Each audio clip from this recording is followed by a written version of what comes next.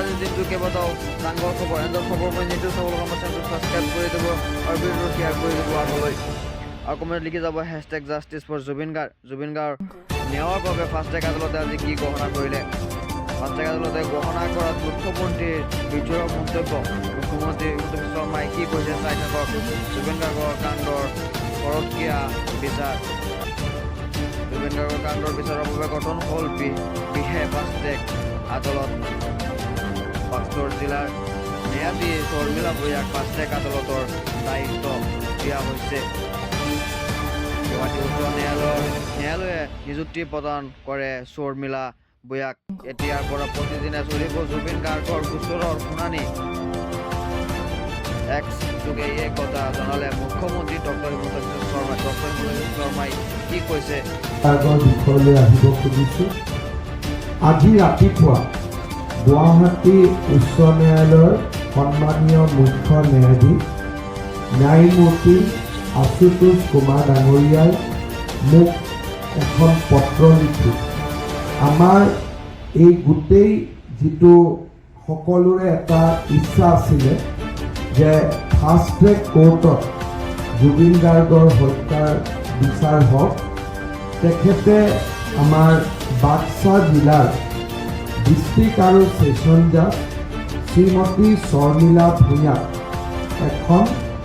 Exclusive fast track court যাৰ কেৱল মাত্ৰ কাম জুবিন গাৰ্গৰ হত্যাৰ শুনানি লোৱাৰ হ'ব আন কোনো কাম এই আদালতখনে নকৰে তাক আজি ৰাতিপুৱা তেখেতে মোক জনাইছে চিঠিখন 16 মাৰ্চৰ দিনত কিন্তু মই আজি ৰাতিপুৱা পাইছোঁ আৰু তেখেতে আমাক জনাইছে যে চৰকাৰে যাতে বিচাৰ ন্যায়াধীশগৰাকীক যিখিনি সুবিধা লাগে সেইখিনি তেওঁলোকে প্ৰদান কৰে আনহাতে যেতিয়ালৈকে এই fast track court justice Sharmila Bhuyan তেখেতে আহি পোৱাৰ লগে লগে বাক্সাৰ পৰা তেখেতে ফাষ্ট ট্ৰেক কোৰ্টখনৰ দায়িত্ব ল'ব জুবিন গাৰ্গক ন্যায় প্ৰদান কৰাৰ ক্ষেত্ৰত আমাৰ চৰকাৰৰ অনুৰোধ ক্ৰমে গুৱাহাটী উচ্চ ন্যায়ালয়ে এই সিদ্ধান্ত গ্ৰহণ কৰাৰ বাবে গুৱাহাটী উচ্চ ন্যায়ালয়ৰ মুখ্য ন্যায়াধীশ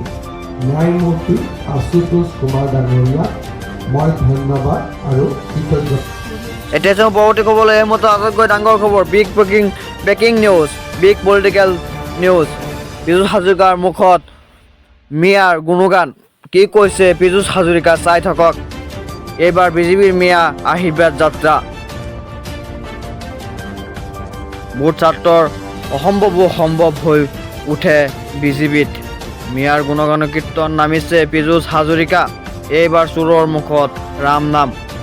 মিয়াৰ ৰাজনৈতিক ভৱিষ্যত পথ প্ৰস্তুত কৰাত ব্যস্ত পীযুষ হাজৰিকা মানুহ গতিকে আমি সেইটো কথা কমেই তাত আমি আমাৰ লোকধা কৰিব লগা একো নাই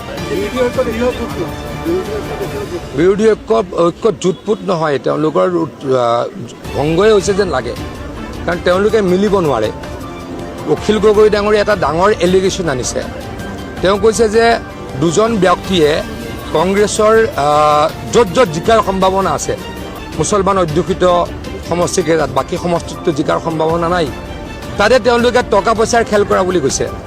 আৰু এই এলিগেশ্যনটো কোনে আনিছে অখিল গগৈ ডাঙৰীয়াই আমি আনা নাই কিন্তু আমি আগতে কৈছিলোঁ যে 23টা সমষ্টিত বিভিন্ন টকাৰ কথা বতৰা হ'ব আৰু এই কথালৈ ৰাজীৱ ভৱনত দুৰ্বাদল কাজিয়া হ'ব আজি অখিল গগৈ ডাঙৰীয়াই কালি অখিল গগৈ ডাঙৰীয়াই ক'লে এই আৰম্ভণিয়ে আৰু শুনিবলৈ পাব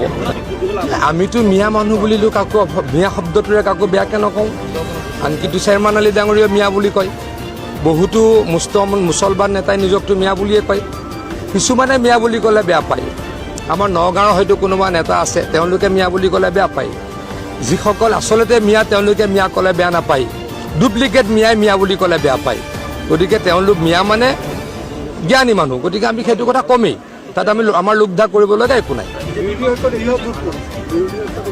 বিৰোধী ঐক্য জোঁটপুট নহয় তেওঁলোকৰ ভংগই হৈছে যেন লাগে কাৰণ তেওঁলোকে মিলিব নোৱাৰে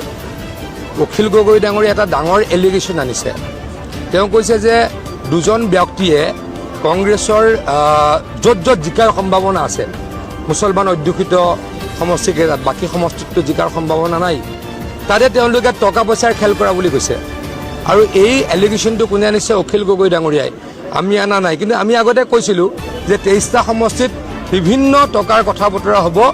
আৰু এই কথা লৈ ৰাজীৱ ভৱনত দুৰ্বাদল কাজিয়া হ'ব। আজি অখিল গগৈ ডাঙৰীয়াই, কালি অখিল গগৈ ডাঙৰীয়াই ক'লে এই আৰম্ভণিয়ে আৰু শুনিবলৈ পাব। আমিতো মিয়া মানুহ বুলিলোঁ কাকো মিয়া শব্দটোৰে কাকো বেয়াকৈ নকওঁ। আনকি তুষাৰমান আলী ডাঙৰীয়াই মিয়া বুলি কয়। বহুতো মুছলমান নেতাই নিজকতো মিয়া বুলিয়ে কয়। কিছুমানে মিয়া বুলি ক'লে বেয়া পায়। আমাৰ নগাঁৱৰ হয়তো কোনোবা নেতা আছে, তেওঁলোকে মিয়া বুলি ক'লে বেয়া পায়। যিসকল আচলতে মিয়া তেওঁলোকে মিয়া ক'লে বেয়া নাপায়। ডুপ্লিকেট মিয়াই মিয়া বুলি ক'লে বেয়া পায়। গতিকে তেওঁলোক মিয়া মানে জ্ঞানী মানুহ, গতিকে আমি সেইটো কথা কমেই। তাত আমি আমাৰ লোকধা কৰিবলগা একো নাই। বিৰোধী ঐক্য জোটপুট নহয়, তেওঁলোকৰ ভংগই হৈছে যেন লাগে। কাৰণ তেওঁলোকে মিলিব নোৱাৰে। অখিল গগৈ ডাঙৰীয়াই এটা ডাঙৰ এলিগেশ্যন আনিছে। তেওঁ কৈছে যে দুজন ব্যক্তিয়ে কংগ্ৰেছৰ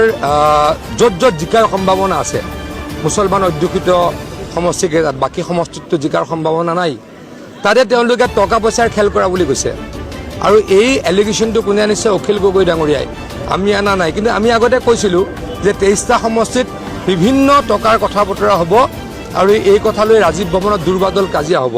আজি অখিল গগৈ ডাঙৰীয়াই, কালি অখিল গগৈ ডাঙৰীয়াই ক'লে এই আৰম্ভণিয়ে আৰু শুনিবলৈ পাব।